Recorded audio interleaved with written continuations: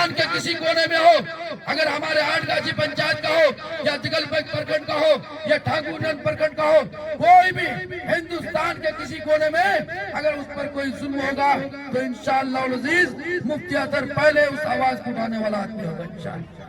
کہ آنے والے 2025 کے چناؤ میں آپ ایک ایسے نوجوان کو اور ایک ایسے بے باک اور ایماندار شخص کو جتانے کا کام کرو جو آپ کی لڑائی لڑ سکے اور حکومت وقت کے آنکھ سے آنکھ ڈال کر بات کرنے کی صلاحیت رکھتا ہوا شخص کو جتانے کا۔ آٹھ گچھیا کی سرزمین وہ سرزمین ہے جب کسی کے اوپر اس کی اچھی نظر ہوتی ہے تو وہ کامیاب ہوتا ہے۔ آپ لوگ اگر چاہیں گے کہ مجھے 2025 میں اسمبلی کا ٹکٹ ملے اور ٹکٹ ملنے کے بعد اگر آپ لوگ محنت کریں گے تو انشاءاللہ آپ کا بیٹا، آپ کا بھائی، آپ کا خادم ضرور کامیاب ہوگا انشاءاللہ۔ میں اس وقت چند گفتگو کے لیے میں آپ کے بیچ میں حاضر ہوا ہوں اور میں جانتا ہوں کہ میں اگر آخری سانس تک آپ کا نمائندہ بن کے رہوں گا اس وقت تک کسی نہ کسی کو کسی نہ کسی معاملے میں ناراضگی یا کسی کو شکایت ہوتے رہتے ہیں، کیونکہ ہم بھی انسان ہیں، کوئی فرشتہ نہیں ہے کہ سارا آسمان سے اتار دیے، زمین سے نکال دیے، بلکہ مجھ سے بھی غلطیاں ہو سکتی ہیں اور ہوتی ہے۔ لیکن میرے نوجوانوں، عزیز بھائیوں، آٹھ گاچھی کے خیر نوجوانوں، میں آپ کو کہنا چاہتا ہوں کہ آپ نے 3 ٹرم سے آپ لوگ ہم کو جتانے کا کام کرتے ہیں، لیکن سڑک بننا، روڈ بننا اور کچھ کام کرنا وہ کام تو ہوتے رہتا ہے، لیکن یاد رکھیے میں نہ صرف پنچایت میں، نہ صرف بلاک میں، پورے ضلع میں اور جب بھی ضرورت پڑی ہے میں آپ کی آواز بن کر کے بلاک سے ضلع تک اور ضلع سے پٹنہ تک لڑنے کا کام کیا اور کام کر رہا ہوں۔ دنیا کی کوئی طاقت، دنیا کی کوئی ایسی ہستی نہیں ہے جو میرے ہمت اور حوصلے کو بس کر سکے۔ میں ہمیشہ جب میں کوئی خدمت کرنے کے لیے آتا ہوں میں سماج میں ضرورت کو دیکھتا ہوں، میں دولت مند نہیں دیکھتا، میں ضرورت مند کو دیکھتا ہوں۔ جس کی ضرورت ہوتی ہے چاہے وہ ہندو ہو، چاہے وہ مسلمان ہو، چاہے وہ غریب ہو، چاہے وہ امیر ہو، چاہے وہ کالا ہو، چاہے وہ گورا ہو، میں ان کی ضرورت کو سمجھتے ہوئے میں ان کی خدمت کرتا ہوں۔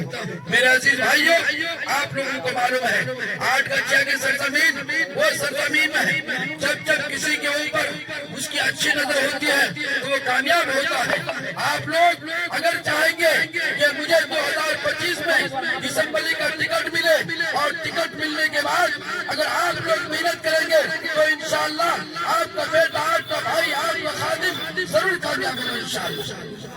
یہ آپ لوگوں کو کرنا پڑے گا اور یہ آپ لوگوں کو میں بتانا چاہتا ہوں میں آپ لوگوں کا سر جھکنے نہیں دوں گا۔ یاد رکھیے گا میں نے آپ کی وکالت کے لیے، آپ کی نمائندگی کے لیے جہاں بھی میں نے گفتگو کی، جہاں بھی جس میدان میں میں نے کام کیا ہمیشہ نمایاں کام کیا۔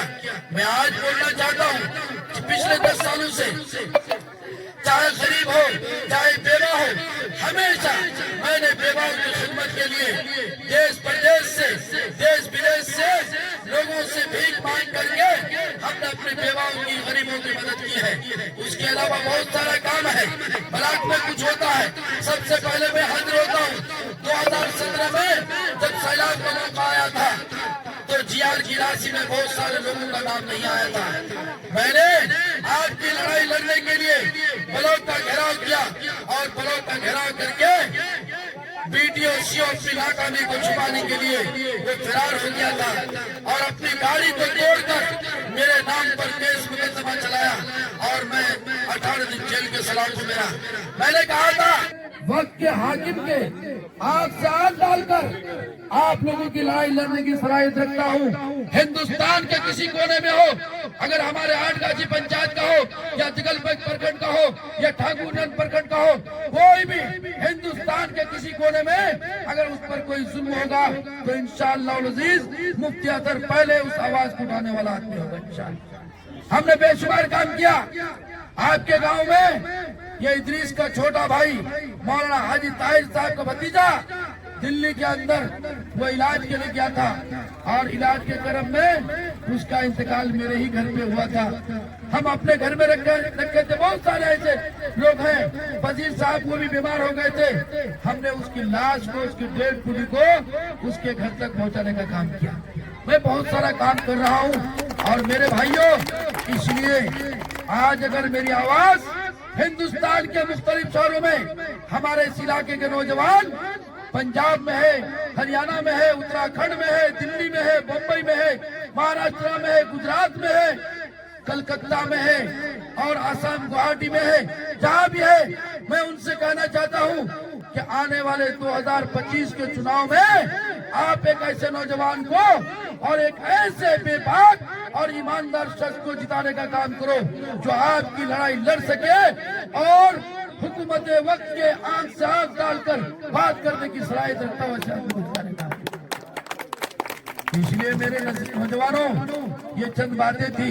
मैं आप लोगों से कहना चाहता हूं कि आप लोगों ने बहुत लोगों को मौका दिया। किसी को 2 बार मौका मिला, किसी को 3 बार, किसी को 4 बार। मैं आपके हाजिर हुआ हूं। आपने पंचायत में मुझे कामयाब किया। मुझसे यकीनी तौर पर किसी ने चाय नहीं पिया, किसी ने पान नहीं खाया। आटगाजी का एक एक नौजवान, एक एक बुजुर्ग हमको निस्वार्थ होकर के वोट देने का काम किया। और यही वजह है कि जब मैं गुजरता हूं, कोई गरीब हो या कोई मजदूर हो, मुझे एक आवाज देता है, मैं अपनी गाड़ी रोक के उससे मिलता हूं। मैं खुद भी रुक जाता हूं, अगर वो आवाज देता हूं तो मैं उतर के उससे मिलता हूं, क्योंकि ये मेरी ताकत है। पब्लिक हमारी ताकत है, अवाम हमारी ताकत है, मजदूर हमारी ताकत है। इसलिए मेरे नौजवानों, आपसे मेरी गुजारिश है कि आज की ये पहली मजलिस है। इंशाअल्लाह अगर आप लोग मेरा साथ देंगे तो मेरा हौसला बढ़ेगा। हम आपकी लड़ाई इंशाअल्लाह लड़ते रहेंगे, साथ देंगे इंशाअल्लाह। जितने लोग मेंबर बन गए हैं सबको बैठे रहिए। जो लोग मेंबर बन गए, कागज मिला है, वो कागज अपने हाथ में रख लीजिए।